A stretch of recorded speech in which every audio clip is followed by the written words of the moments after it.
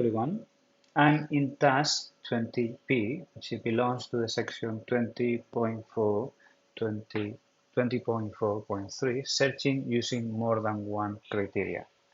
So in this case, it say open the file that you saved in Task 20M, select from the data all employees who are currently working on jobs for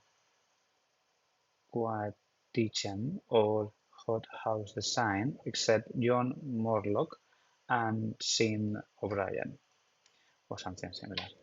So I'm going to untick these filters. So one of the things is I want to take the filters and put them again. And now I'm going to use more than one criteria. In this case, is the two companies, except in name, John and Sim, and clicking OK.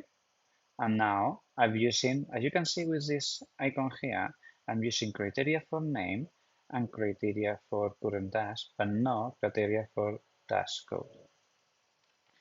This makes the filter working properly. Alternatively, instead of unmark these two, you can go to text filter and use does not equal and types the name of, well, not type, John Morlock, or does not equal choosing Brian, and the result is exactly the same. It's not using this, it's using the text filter, custom filter, but the result is exactly the same. So you can use different options.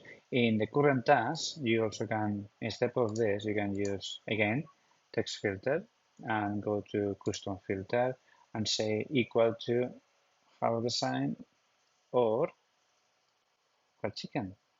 And then again, the result is exactly the same. There's different ways to do the same thing. I'm explaining this second option because it's the one explained on the PDF.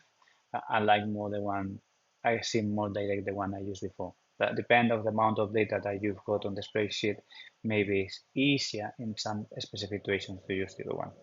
You can choose the one you feel more comfortable with.